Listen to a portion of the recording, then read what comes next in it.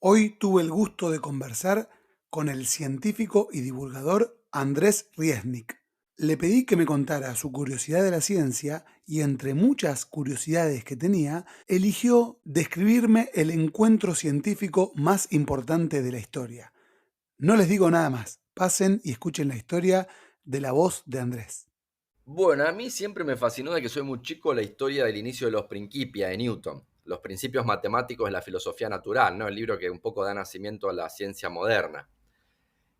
Al parecer, Newton ya había demostrado hacía mucho tiempo que la ley del inverso de los cuadrados para la gravedad, es decir, la ley que dice que dos cuerpos se atraen con una fuerza que es inversamente proporcional al cuadrado de la distancia entre ellos, él ya había demostrado en su juventud que esa ley llevaba naturalmente, si uno seguía sus consecuencias, a las tres ya probadas leyes de Kepler para el movimiento de los planetas. O sea, pensemos que Kepler, ya estamos hablando del siglo XVII, Kepler ya había tomado datos de años o miles de años de historia humana analizando el movimiento de los cuerpos celestes y había llegado a la conclusión de que, por ejemplo, las órbitas de los planetas son elípticas, no circulares, ¿no? Y otras dos leyes sobre cómo se mueven los planetas o los cuerpos celestes alrededor de otros cuerpos celestes. Eh, Newton parece que ya había demostrado eso hacía muchos años, que se podían derivar las leyes de Kepler a partir de la ley del inverso de los cuadrados de la distancia. Al parecer, Hooke y Halley, Hooke enemigo todos vivían juntos, eran todos igual, pero Hooke medio enemigote, eso historia creo que vos la conocés, Bernardo, pero medio enemigo de Newton, habían estado discutiendo Hooke y Halley sobre si eso era posible, si a partir de la ley del inverso de los cuadrados se podía derivar las tres leyes de Kepler. Creo que Hooke había intentado varias semanas y no lo había logrado, y los dos sabían que había una persona en el mundo que lo podía hacer. Entonces dijeron, vamos a golpear la puerta, pero anda vos, Halley, porque yo no puedo, ¿viste? Debía ser más o menos así. Halley le golpea la puerta a Newton y le dice, sí, permiso, entra. Newton en la cascarrabias, parece. Y le dice, che, vos sabés si se puede derivar a las leyes de Kepler a partir de la ley del inverso de la distancia. ¿Cuáles serían las órbitas? ¿Cómo serían las órbitas de los planetas? Si la ley... No, claro, la pregunta fue, Newton, ¿vos sabés cuáles serían las órbitas de los planetas si la ley del inverso de los cuadrados de la distancia fuese verdadera? Y Newton parece que distraídamente, mientras laburaba, le dice, sí, claro, elípticas, y sigue laburando. Y Halley como que sobresaltó y dijo, ¿cómo? ¿Tenés esa demostración? Y Newton la buscó y dice, ¿sabes que no la Sí, sí, se paran, pero no la encuentro. Ah, bueno, un rato, pasa otro día y te la doy. Y bueno, Newton la buscó, la encontró, Halley pasó, se la dio, la leyó y descubrió un error. Y entonces fue y se lo contó a Newton. Y parece que a Newton le agarró tal indignación consigo mismo, era tan perfeccionista, que decidió desarrollar como todo de cero de nuevo y lo hizo con un nivel de minuciosidad muy grande. Y al parecer fue a raíz de eso que Halley le sugiere a Newton, que ya era grande, creo que tenía como 50 años, publicar los Principia. Ajá. Y si no me equivoco, Halley le publica, ¿no? Ya me pierdo un poco la historia. Creo que Halley le termina siendo el principal impulsor de la publicación de los Principia, e inclusive creo que financia la primera publicación, que no eran muchos ejemplares, ¿eh? Lo que pasa es que fue un libro que le partió la cabeza a todo. Imagínate, el tipo con una simple ecuación matemática te demuestra que puede derivar a partir de ella fenómenos tan dispares como las mareas, los movimientos de los planetas o las aceleraciones constantes de los cuerpos sobre el planeta Tierra. Un libro de una, para muchos historiadores de la ciencia, como la mayor proeza intelectual de una persona. Que ya... Es interesantísimo porque, primero, gracias por la historia porque la verdad que es interesante y muestra lo que siempre sucede en este podcast, cómo los científicos son personas y a fin de cuentas uno en la historia queda como si fuera, bueno, vino Newton, escribió esto y se encasilla únicamente en esto y en realidad hay un montón de vericuetos espectaculares para tener en cuenta. Pero algo que está buenísimo es, bueno, lo que es muy bien sabido es que Newton es el primero que propone cómo se gobiernan los cielos con una ley matemática y una explicación concreta de la ley de la gravedad. Y me lleva a mientras vos hablabas, dos reflexiones espectaculares. La primera es la de Copérnico, que Yo ya lo dije en episodios anteriores, pero es fantástico porque yo lo descubrí hace bastante poco, que Copérnico cuando él propone al Sol como el centro del sistema solar, en realidad el centro del universo de aquel momento, él no puede describir cómo se mueven los planetas alrededor del Sol, porque estaba tan arraigado con la teoría aristotélica que según Copérnico las órbitas de los planetas tenían que ser estrictamente circulares.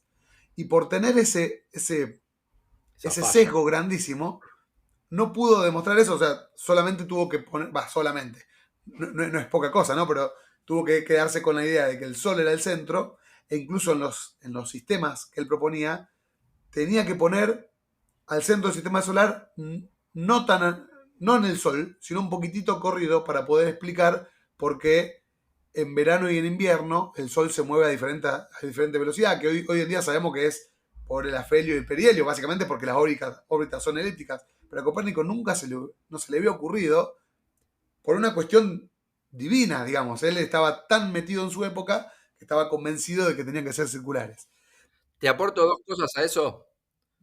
El primero es que tengo entendido que, como bien decís, Copérnico no tenía un modelo del todo exacto de cómo eran los movimientos alrededor del Sol. Incluso matemáticamente, los modelos alrededor de la Tierra seguían siendo mejores. Y por eso Claro, tardó en. No fue que Copérnico, todo el mundo abrazó el modelo de Copérnico enseguida. Tardó un montón Copérnico en establecerse. claro. Y en parte debe ser esto que vos decís. Y lo segundo, para reforzar un poco también el tema de la humanidad y las sutilezas y la complejidad del desarrollo de las ideas, si querés, es que así como a Copérnico un sesgo, una convicción muy grande, muy arraigada en una tradición, una religión, lo llevó a no poder ver una verdad evidente, o no sé si era tan evidente, pero a no darse cuenta que las órbitas no eran circulares, sino elípticas.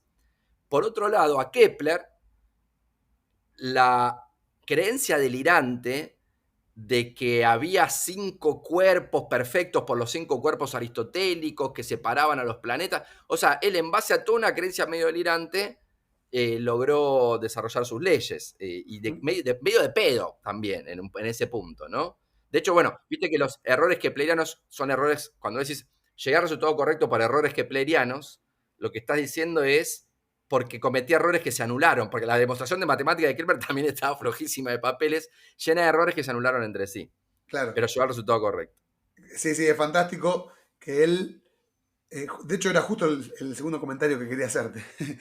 A ver, Es fantástico que él, mientras hacía estas leyes que funcionaban muy bien, estaba convencido que quien movía los planetas era Dios. sí, o los ángeles de costados, ¿no? Algo así como que la idea de una fuerza central es terriblemente antiintuitiva, porque tenés que aceptar la fuerza de la inercia, o sea, y eso, pero es mucho más intuitivo pensar que la empujan de costado los planetas. O sea, había mucho de pensamiento en cómo, quién estaba de costado, qué fuerzas. La idea de una fuerza central que genera una órbita elíptica, creo que es muy antiintuitiva, y para poder aceptar eso tenés que, en primer lugar, aceptar que la ley de la inercia, ¿no? Que los cuerpos en principio siguen trayectorias rectilíneas. Claro, y ahí entra el gran Galileo dentro de la escena porque fue él quien propuso todo. Sí, uno de los Sí. problemas más grandes de todo este modelo que estamos hablando era justamente que si era el Sol el centro y no la Tierra, entonces la Tierra se tenía que estar moviendo y uno tenía que demostrar que era la Tierra que se movía. Y eso es algo muy difícil de pensar porque yo me levanto, abro la ventana y desde mi perspectiva claramente no se mueve. ¿Por qué no salimos volando, no? ¿Por qué no salimos expulsados a 1000? Porque creo que estamos yendo en relación al centro de la Tierra a 1000 km/h, algo así, 1100 km/h, ¿no? Algo así. Claro, deberíamos salir expulsados. No sé el número exacto, pero Sí. interesantísima la historia para charlar.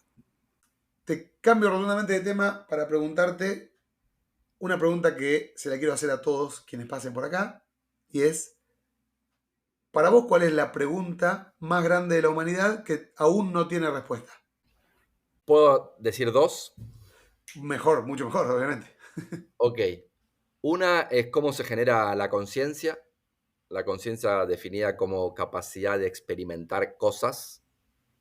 Eh, y la segunda, bueno, como físico, la teoría del campo unificado. Tipo, hay teoría, existe, se pueden unificar el electromagnetismo y la gravedad. para vos, Mm. estas dos respuestas que me acabas de dar, ¿son un problema humano, epistemológico, que todavía no llegamos a la respuesta? ¿O es un problema natural? No sé si problema, pero es algo natural que nunca vamos a llegar a comprenderlo. Eh, no creo que sea algo que podamos asociar a lo humano. Creo que hay cosas que son entendibles y cosas que no son entendibles. Entonces la pregunta la transformaría a si todavía no lo descubrimos o es que no hay una... Por ejemplo, Claro, otro gran misterio que podría haber sido una respuesta es cómo se originó la vida, cómo fue la primera molécula autorreplicante. Puede llegar a ser, esta es una interesante reflexión de Richard Dawkins, me parece, que ese evento sea tan improbable, pero tan improbable, pero tan improbable, pero tan improbable, que nunca lo vayamos a descubrir.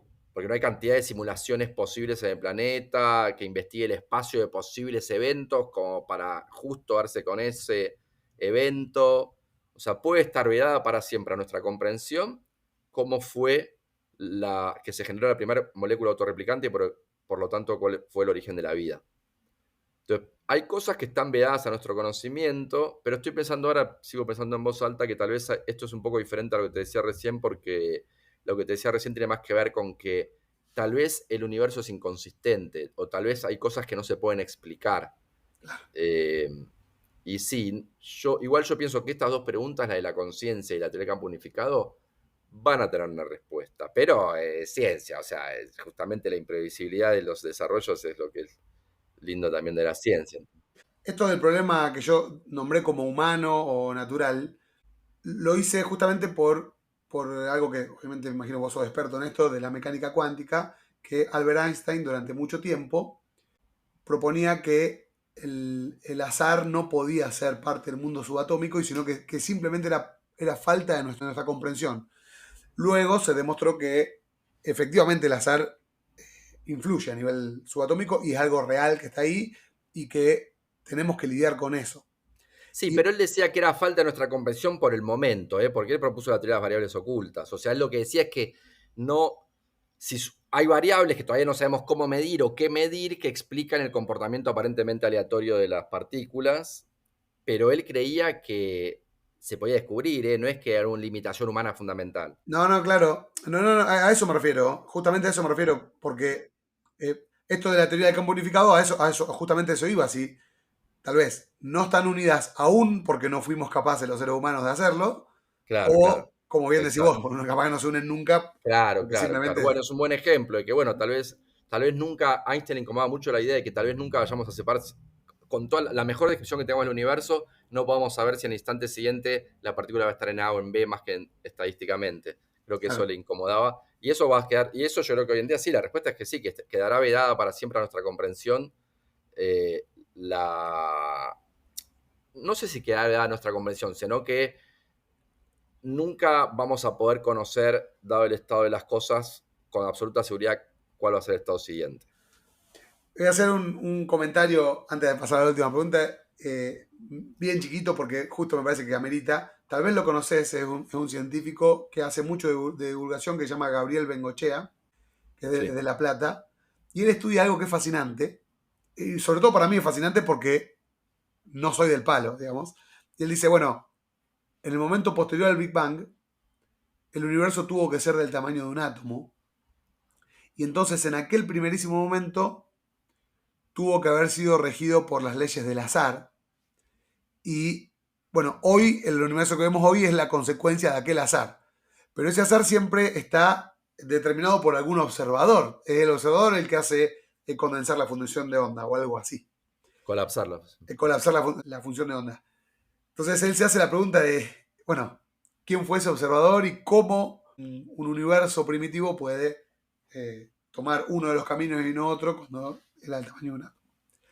Lo dejo como pregunta abierta porque justamente va a pasar por este podcast y le voy a preguntar justamente de eso, porque a mí ya su tema de estudio me fascina totalmente, ¿no? Que diga eso. Está buenísimo, sí, sí. Preguntarle que me gusta su respuesta a esa pregunta. ¿Tenés tiempo para una más? Dale, Si tuvieras que elegir un científico y vivir la vida de él, ¿a quién elegirías? ¿sabes? Te voy a decir la verdad. Creo que ninguno, boludo. Ajá. Porque vos lees la vida de los grandes y son unos todos obsesivos, laburantes. Han dejado de lado, quiero decir, su preocupación por lo social en función de su obsesión con la ciencia. Hay una entrevista que creo que le hace Guillermo Martínez a Chaitín, el matemático Chaitín, eh, que es un obsesivo total, un tipo brillante, con una carrera que a los 15 años es una de las grandes mentes, se quiere, mundial. Y Chaitín dice un poco eso, uno descuida un poco la familia y lo social cuando es tan obsesivo. Claro. Es el precio a pagar, dice él. No, no puede ser tan obsesivo y a su vez mantener. Tal vez, mira, tal vez ahora si sigo pensando, hay una persona a la que admiro mucho y que creo que no cumple esto, así que podría llegar a ser la de él, y es que está vivo, que es Juan Martín Maldacena. Ajá. Maldacena es un tipo que parece ser re buena onda, re buen tipo, al contrario de los grandes científicos de la historia, y él es un gran científico de la historia probablemente. Sí, sí, sí. Eh, y viste, lo ves en las entrevistas, es católico, me llama la atención, yo soy ateo barra agnóstico de nacimiento y bastante convencido, eso me llama un poco la atención de él, pero creo que tiene que ver también con su estilo, que se lo nota como tranca, buena onda. Fue criado en una tradición católica y sigue la tradición y eso ordena bastante su vida, probablemente. No lo conocía y entrevistando a otros divulgadores, me introdujeron a él, vi varias charlas de él en YouTube y debo reconocer que no entendí nunca nada. Porque justo la parte de divulgación evidentemente no la tiene... o sea, todas las veces que yo lo vi hablar fue de cosas extremadamente profundas. Sabe mucho la historia de estas ideas que estamos hablando. Todo sabe, no es que sabe mucho, sabe. Y hay un video que te puedo recomendar de Alberto Rojo, donde explica las ideas de Maldacena mientras lo entrevista y le va diciendo, ¿es correcta esta explicación? Le va diciendo Alberto, porque quiere ver si la forma que él tiene de explicar. Y Martina dice, sí, muy bien, muy bien. La verdad que ves cómo Alberto logra, creo creo que la vez que mejor entendí las ideas fundamentales de Maldacena fue escuchando ese podcast con Alberto. Ah, te lo voy a pedir porque justo Alberto es alguien que yo admiro muchísimo, Encuentra, pasó por ese poné podcast. Alberto Rojo, Maldacena, vas a encontrar la charla que tiene. Es en un ciclo de entrevistas que hizo Alberto desde su propia casa. Te agradezco muchísimo. Espectacular. Ya te voy a pasar obviamente Dale, la versión final y me encantó. dale, a mí también, che, un abrazo grande. Bueno, gracias a vos.